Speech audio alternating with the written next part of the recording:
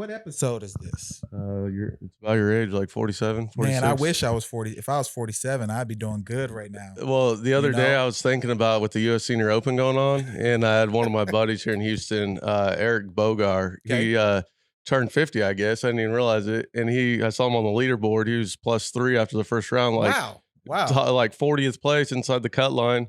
So I was like doing the math. I got 13 years to get my crap together. Get it together, and you can end up winning that. So I was I was asking my other buddy who's 50, 56, Andy from Iconic. I was I was like, so you look forward to 50 and getting on Champions Tour, but what about after 50?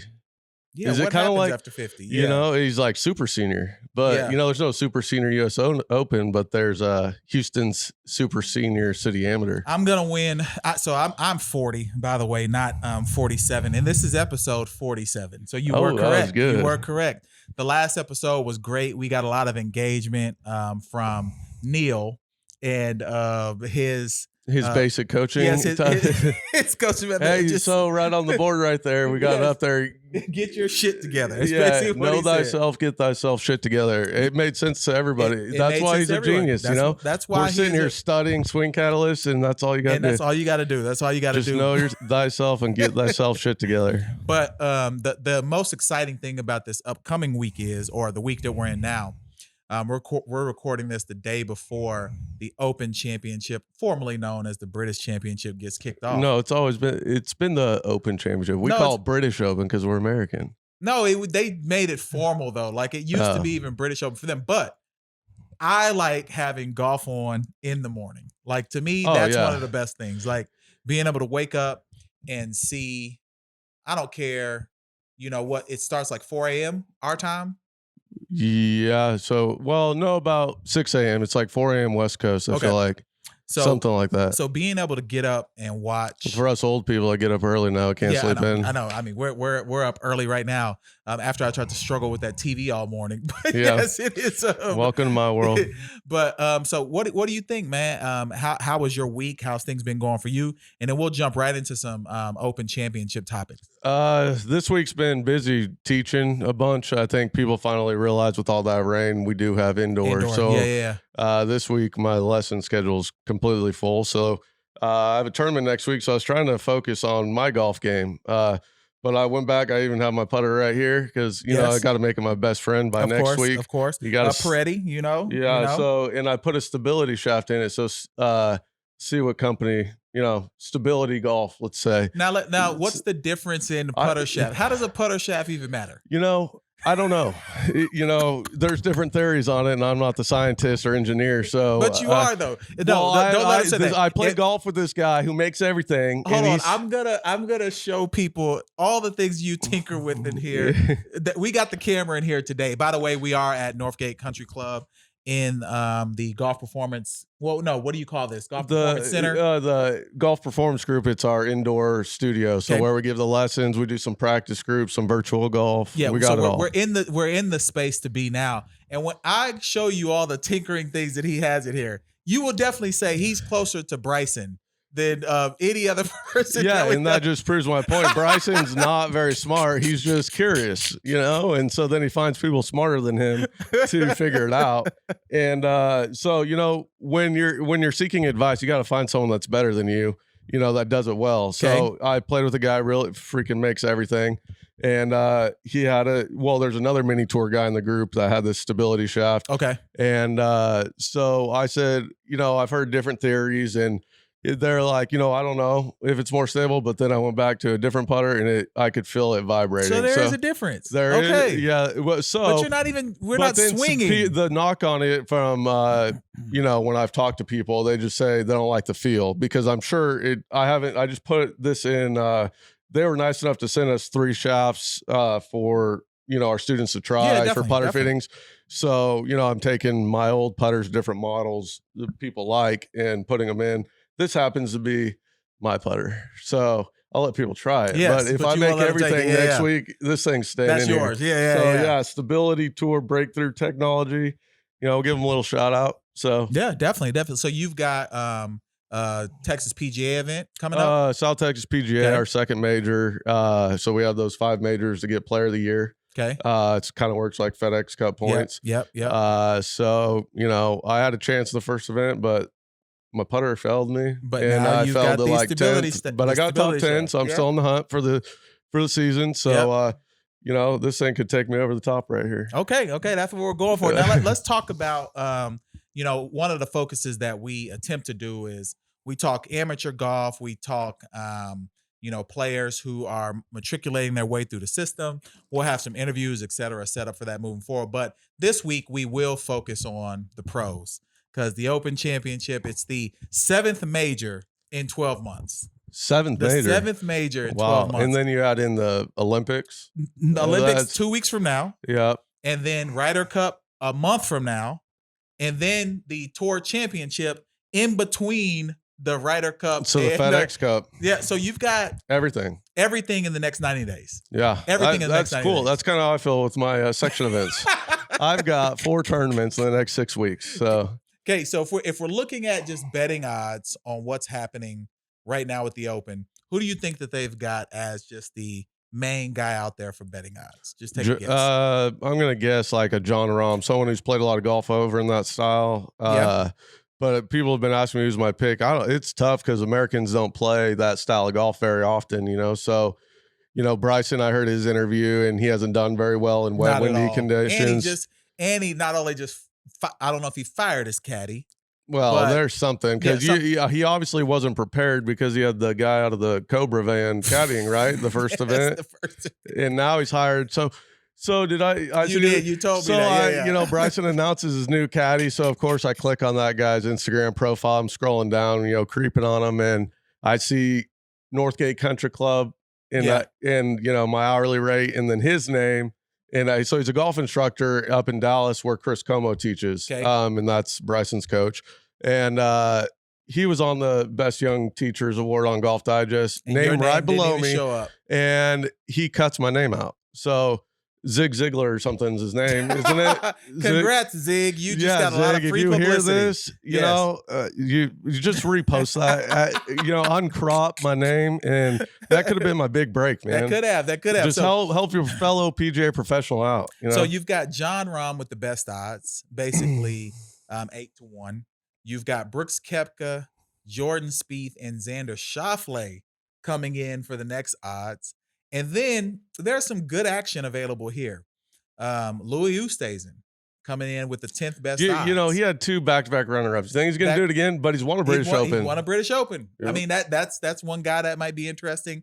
Paul Casey is rounding out the top 20 in odds. He deserves it. He needs to get. What do you think? He's had such a good career, like underrated. He's from England. He is from England. And it's been over since Nick Faldo in like 92 or something. Has won the Open. Or 96 or something like that. It's been a while. Yeah. So, Paul Casey, that might be my sleeper. Okay. And then there's some guys that I've been looking at, what do you think of like Westwood finally getting off the schneid, winning? Because this course, what I've been looking at, a lot of people say you have random winners here. You had like Darren Clark come out of nowhere and win. So older guy. You also had like Ben Curtis win at this course. Yeah. Did you hear Brooks, being Mr. Cool, no, Mr. Cool Daddy? I stole that from my assistant in college. Used to call Gary Woodland that when we went to him at event. Mr. Cool Daddy, Koepka, he went over and watched that British Open when he was like 11, 12 years old. Ben Curtis was there. When Curtis, but he fell asleep and didn't watch. Oh, come on. Of course he did. Yeah, of course he did. Yeah. And he also hadn't touched a club since Travelers. Are you kidding me? I guarantee you got clubs laying around the garage too. You touched them. Without question. You did something. So this course would be set up for a random winner. Mm-hmm. Could Lee Westwood finally break through? He's had a decent year. I would say, and I don't know Lee, but I've heard he's kind of a jerk. So I would say he deserves it. He just got married though. He just got married. So what marriage is this? How many? I don't get me to lie on that, but I know his wife caddies for him. Yeah. So yeah, she's brought him some good luck. That's what I'm saying. Could this be some good vibes? Yep. I think this could be some good vibes. Yeah, Paul Casey, Lee Westwood, Tommy Fleetwood. Since COVID started, it's kind of been a little down, but maybe be back home. Maybe that'll reignite the flame. That can do it. That can do it. Now, have you ever played any link style golf? Have you ever played? Now, have you ever been to any of the courses that have hosted a Open Championship? Yeah. So I play virtual golf, and we just play. I shot 68 at St. Andrews. That's where our 2021 GPG British Open is 68. Net 69. They added a +1. I don't know why. But come try to beat it if you think you can. But you know what? We take putting off. So, but yeah, I've also played St. Andrews in real life. Real life. Okay. That's what we're talking about now. Going into my freshman year of high school, I qualified for the World Junior Golf Cup, and we played it at the Jubilee course at St. Andrews. Okay. So that tournament, 4 days or something. Gosh, that was 23 years ago. So we played Jubilee, and then we played the old course for fun. Then we played Carnoustie. This is an interesting story. So we played it like a month before the 99 British Open when Van de Velde choked on 18. Yeah, so they had the fairways cut in. That is the worst thing I've ever seen on TV. Yeah, to this day. He had to make double. He made triple. And he made triple. And all he had to do was just take his drop. Just get out of there. Yeah. His caddy should have been fired because I'm sure he should have had his head together more. Yes. Van de Velde's trying to win a British Open out of nowhere. Who knows what he's thinking nobody of. knows this guy. Yeah, and but we played it a month before, so that had the fairways cut in. Yeah. And it was raining and windy, and the captain of our team, we had Hunter Mahan on our team. Nice. I was the worst player on the team. So actually, another funny story, I had to play the girl from Canada because they got a pair. He plays her, and I beat her ass 9 and 8. But anyway, we're not. But I shot like 85 at Carnoustie. Okay. But our captain, he's like, I guarantee no one breaks 80. But we had like Hunter Mahan was 16. Yeah. Matthew Rosenfeld, who was, in my opinion, and according to the record books, better. He was Jordan Spieth before Jordan Spieth. Wow. He had won 4 Junior Worlds, a U.S. Junior Am, played tour events when he was 16, and Ledbetter got a hold of him in the summer between. Messed it up. And went to UT, and he was like an honorable mention All-American, but he should have been Tiger, Then senior year, he's not even making top 5. Did he get messed up by the? Well, I remember him having a fight. He was my partner because he was the best player. I was the worst player. So in the 2-man, they put me with him, and I maybe helped a shot or a hole here and there. But and we're going to talk about team sports here in a second. But the old course, but Hunter Mann, I think he shot 75, and we played like tipped out. I remember because it was just British Open, no one's gonna break 80. And he shot 74, and Hunter Mann shot 75, and they're 14 and 16. Wow. Yeah, and I got like an 84. I might have got an 84. But that lets you know how good Hunter Mahan was for a period of time. I was showing his swing yesterday because we were talking about that, and. But it's up here because after what happened in the Ryder Cup, what was it, 2016 maybe, 2014? No, I think it was before that. But he just when he flubbed that chip, and ever since then it's been up and down for him. But he was on a trajectory before that, like no other. Like he was winning golf tournaments, finishing top 10 in the FedEx Cup. I don't even see him in events anymore. Well, it's crazy because he was one of those top players like Xander Schauffele, and I think he had maybe a few more wins than that, but he so I have all these golfers that I forget haven't been playing golf like 10 years, but this guy yesterday, he's probably around late 40s, early 50s, and he's only been playing a handful of years, and I was trying to get him to exit left. Okay. And I remember this video I had on my phone when I filmed Hunter at Colonial. I got behind the tee and filmed his swing because it was always so good. And he exits left so good, and to use his body rotation better. And I was like, oh, like Hunter Mahan, can you visualize Hunter Mahan swing? And he's like, who's that? And I was like, man, he's been off the map for a while. He has. I mean, it's been a while. So I don't know if it's been 10 years, but it at least has been since 2016. So he was on that 08 Ryder Cup when Anthony Kim, they won. And then it might have been 12 then. Or 10 or 12. 10 or 12. But I can just remember seeing him on the side of the green after he flubbed that chip. It was pretty much. It was a win. Right after that. Yes. Yeah. And then after that, it's just been kind of up and down. Well, his dad was one of those crazy dads, and it would be raining, windy as crap, and his dad, he dominated his matches. But after the round, we stayed at the St. Andrews, and the driving range, if you haven't been to St. Andrews, is on number by 17 tee box. So that's like a 500-yard par 4. Then you got to walk down 18. So it's a lot. It's about 1,000 yards from St. Andrews Clubhouse. And he would make them it would be pouring rain, windy. We're exhausted from just playing our match in that. And he'd be walking out to the range by himself, his dad just making them hit balls. Wow. So it's either he got burnt out, and then I heard, I like, bigger women, but his wife got really heavy. That could be it. She was a Cowboys. Talking about that. She was a Cowboys cheerleader. He thought he had it all. He still has it all. And now she's built like Breon. Now he's got to wake up to Breon every morning. He still has it all, and he's worth at least $20 million. But apparently, maybe he doesn't like curves. Maybe he likes those toothpicks. I don't know. Let's go to the matchups. That makes the most logical sense. Okay, so I'm gonna get your opinion. This is and I will make the bets live. All right.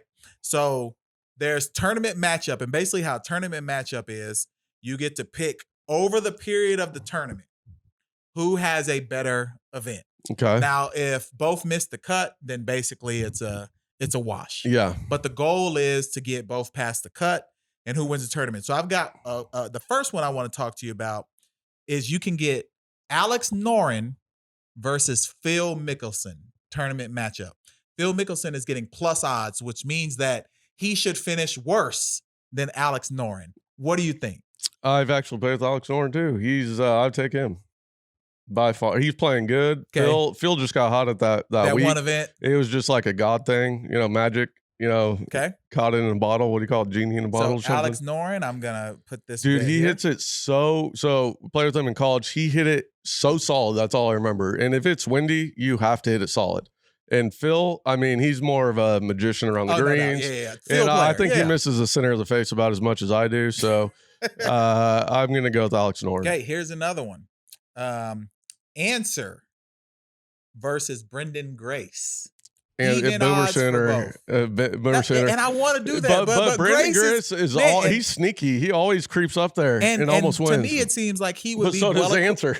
But Grace should be more equipped in the Open. Because he's won multiple times in Europe, right? That's what I was going to say. So that would be smart, but you're a Sooner. Are you really going to root against it? I got Answer. All right. Okay, so if you didn't go, you can probably take Grace. I'm going to put Answer. Okay, now, the next one that I want to talk to you about, and this is one that is kind of weird because I don't know why they put them together, but I think it's because they've got Higo versus Adam Scott. Higo. Man, Adam Scott plays well in majors. Dude, you're just starstruck by his looks. No, he plays good in majors. What are you talking about? Yeah, but Higo has been on a trajectory. He should have won that one. Or was it when Ernie got that second one out of nowhere? Yeah, well, Adam Scott fell apart. He fell apart. Oh, but he had that one. But he fell apart. Like Ernie didn't win that. Adam Scott lost that. Yeah, Adam Scott fell apart. Yeah. He literally fell apart. So, I mean, but he always plays well in majors. It's a top 25, but you could almost book it. Yeah. He rarely misses a cut. And Garrett, I don't know. Yeah, but if it gets windy, like, was he using the short putter? Like in the British Open with that long putter, it's going to get a little more wobbly if it's windy. But see, Higo, I don't know if he's proven yet. He hits it so hard. But he's not proven. I mean, and I don't know the course, but like St. Andrews, the old course, it's wide open. So is that where did Adam Scott almost win? I don't remember. It must have been a ball striking type golf course. Yeah, because it wouldn't have been. Yeah. But okay, I'll stay away from that one then. I'll stay away from that one. And my last one that I want to talk to you about. Hold on, I had it bookmarked. Oh, here it is. Yep. So this is another weird one because Reeve has been playing well. Chez Reeve. They've got him against Sebastian Munoz, who's also been playing well. Reeve. I coached college golf when Sebastian was there, and I played against Chez, and I just think Chez is much better. Okay, so my bets are at it then. But, what do I know? So you probably want to take Sebastian. And then the last one that I was looking at, but I think I'm going to stay away from it because the odds just don't look good to me. Cam Smith versus Simpson. Oof. That's why I want to stay. It's so tight right there. But I would say Cam Smith's playing so well. I mean, was he 600 through 8 at the John Deere right after he won? And he hits it hard and solid and straight and far.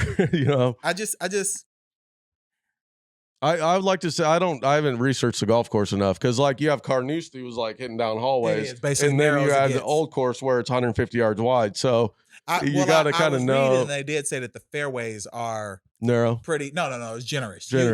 And they said it's been they'll get little rain. The rain has already happened, so really it's just about keeping the ball out of, and they don't really have rough. Well, luckily for Bryson, it won't be raining because he's like me, see, we're more alike than we thought, you get clumsy and you can't keep your grips dry. I just had to change mine because it's been raining so much and I couldn't hold on my club last time I played in the rain. It has been raining a lot here. So let's kind of pivot then. Obviously, we'll be following the Open Championship, and I want to pivot into just amateur and team golf and amateurism in general. And the biggest amateur event is coming up in 2 weeks, the Olympics. And this will be the second time that professional golf has been in the Olympics. Justin Rose won the gold medal the first time that we had it in 2016. And this year, the Americans are sending Morikawa, Justin Thomas, Bryson, and Xander Schauffele. What do you think of our Olympic team?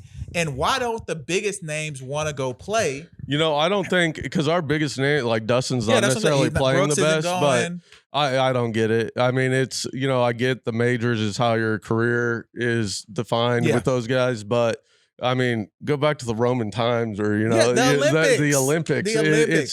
It's the biggest thing in sport, I would say. By far. And, by far. But, if all these guys are going to be off to now, what if you made the Olympics like an amateur?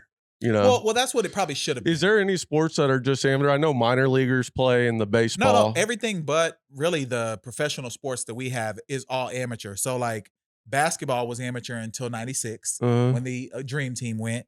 Well, track and field, I mean, they get paid endorsements. But they were the college players can't, or the college athletes. That's just because they're in the best shape. They are in the best shape. But most of the Olympics is amateur. I didn't know if it used to be amateur or is amateur. No, most of it is. I mean, that's the goal. Yeah, so I mean that would probably make it more exciting because you watch the golf national championship college. Exactly. People are starting to get into that because of the format. If you're gonna have Dustin Johnson and all number one players in the world opting out every time, it's like I don't see why. I mean, I think it's kind of selfish a little bit, but I mean, I would want to play for the USA. I would want to. You would want. I mean, you have the Ryder Cup, but that's not the Olympics. No. I would want a gold medal. I would want a gold medal if I had the ability. That's not real gold. It's not real gold. It's really not. It's not. No, it's like well, screw that. I wouldn't go either. It's like gold plated. I think it's like a penny basically. Then it ain't worth it. Gold.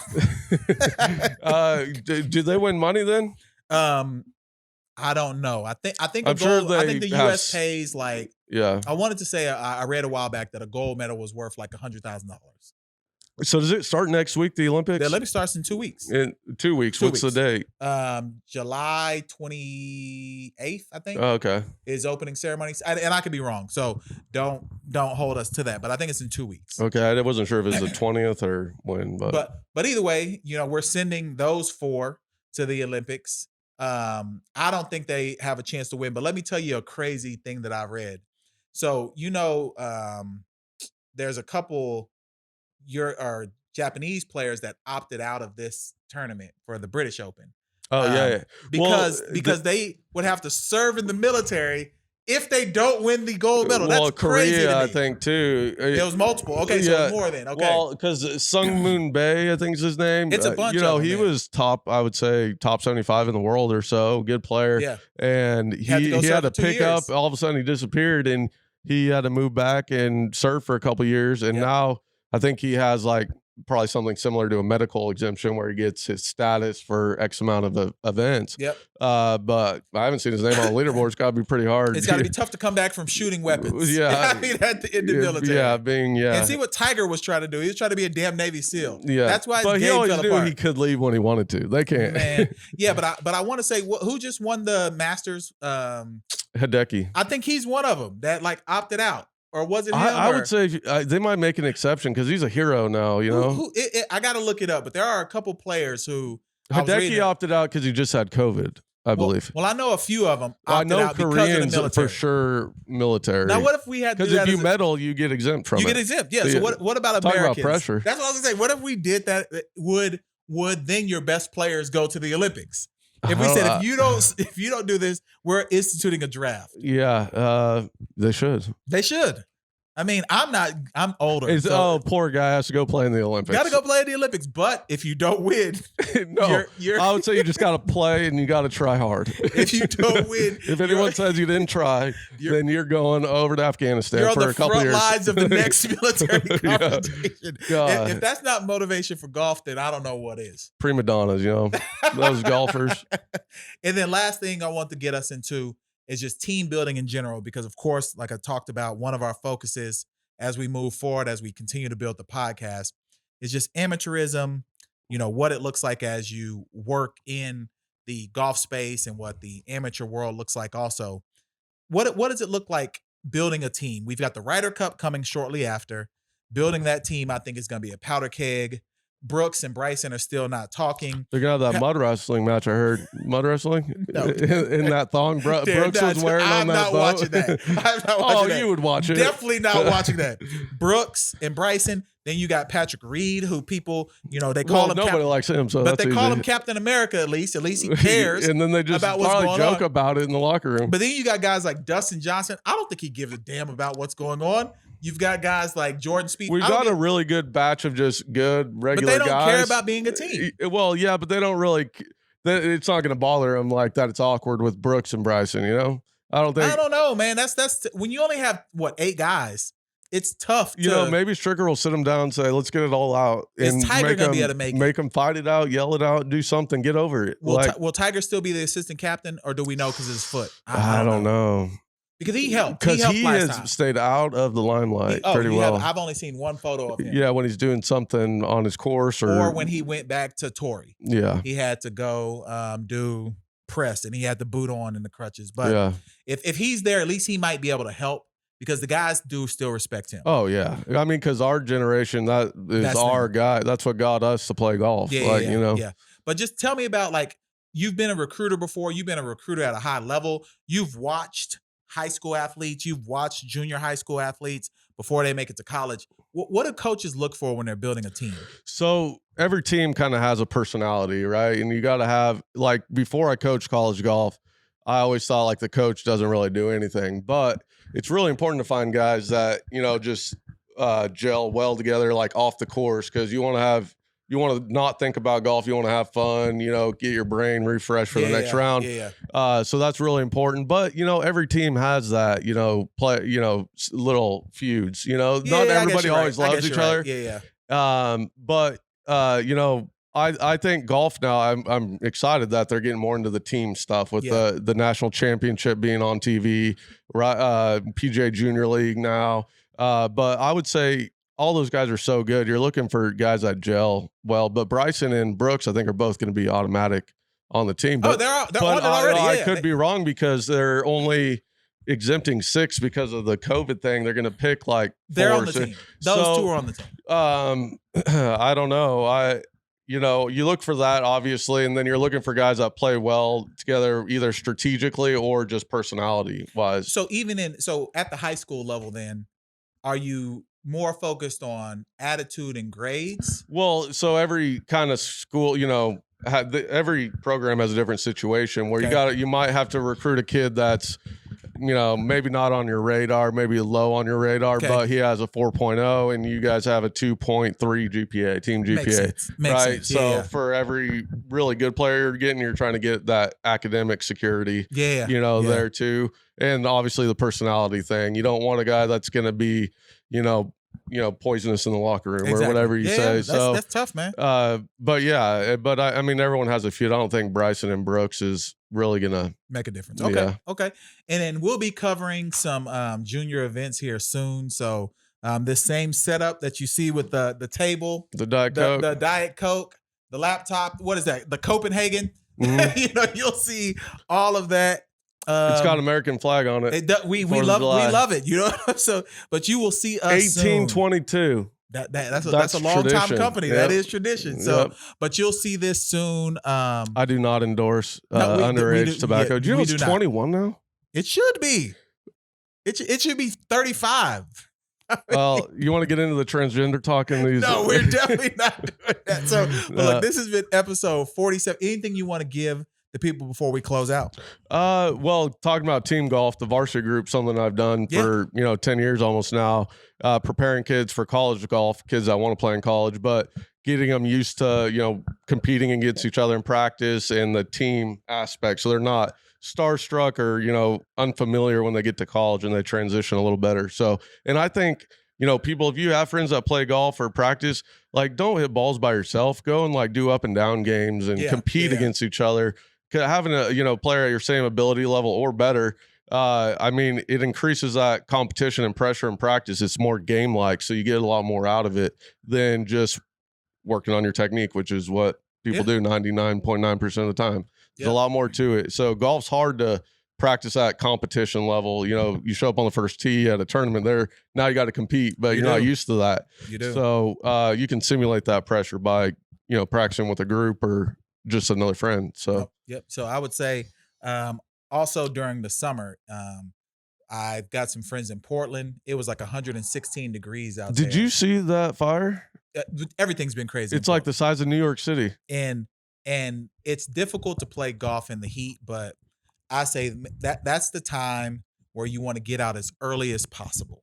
Like, a lot of people aren't morning people. Well, I don't know. It depends where you are, because like here it would help, I think. Yeah. But like Arizona, it's because they water the course. Right. Yeah. And then, I didn't so think you about talk that. about Yeah, dry talk heat, about but then you have that dry heat. It's already 105 at 7 a.m. But you got that dew in that. On the ground, now you got the humidity of Houston. It's so. But I still say, mornings to me, like what I've been trying to do. That's just because you're old, and I get inspired now when in the early mornings now. But you got to get up and do it, because by the time the afternoon comes, you are not going to want to get out in that. I was laughing because I walked. I went to Wildcat the other night, and I would walk like 9 holes. They let you? They used to make you take a cart. No, I've always walked. You're just a rebel. And no one's gonna stop me. Hopefully Tim Lodich or Elmer Stevens isn't watching this. So I will walk. The kids walk. The high school kids walk. Oh yeah, I remember that. They didn't make an exception. But so but after 4 o'clock, you do not want to be walking out there. So the goal is, now the tee times are so booked up until like noon. Like, you almost have to force yourself to go out there after 4. But I would say get your golf in as early as possible, especially if you're in the Houston area. Because the temperature is a lot cooler, and you have the humidity either way. Yeah, either way, you've got it. So I say get your golf in early. But that's been episode 47 of the Golf Performance Group podcast. If you like what you heard, follow us on Instagram at golf_pod. Go to Apple Podcasts, Spotify Podcasts, iHeartRadio Podcasts, and YouTube, and you could type in Golf Performance Group. You will find the podcast there with the logo that says Perform Better.